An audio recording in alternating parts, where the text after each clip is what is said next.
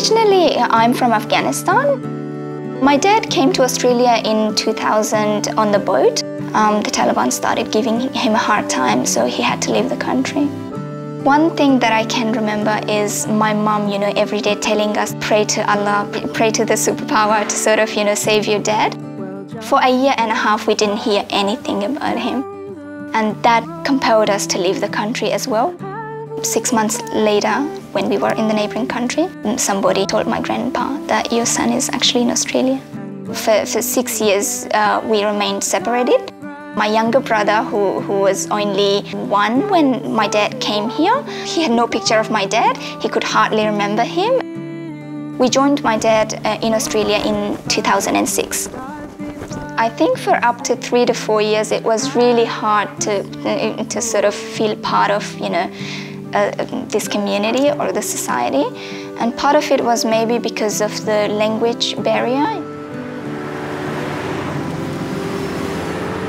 My mum, she actually felt quite disconnected at home. Not having, adequate English, she actually had to use one of us, had to be dependent on either myself or my siblings to do really simple activities for her, such as going to the doctors, buying groceries, and, talking on the phone.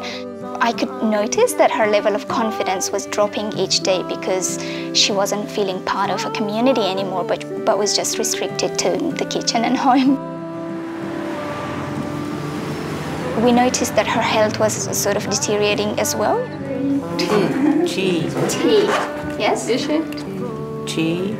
Box.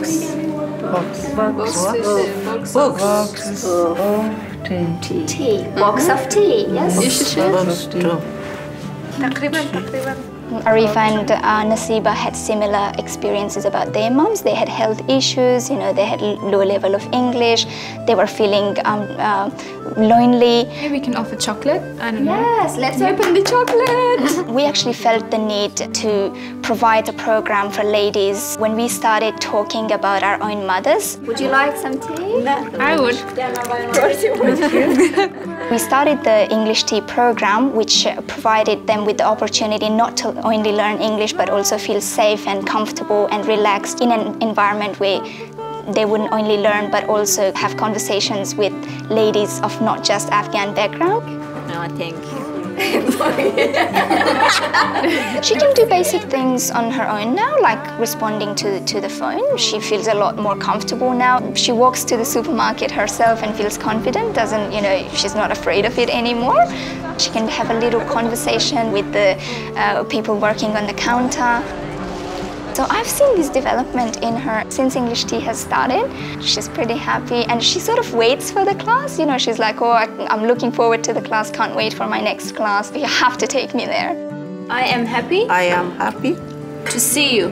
to see you. To see you. In simple words, English tea is, dedicating maybe a bit of your time to ladies who felt isolated and lonely and, and making them smile and feel connected again.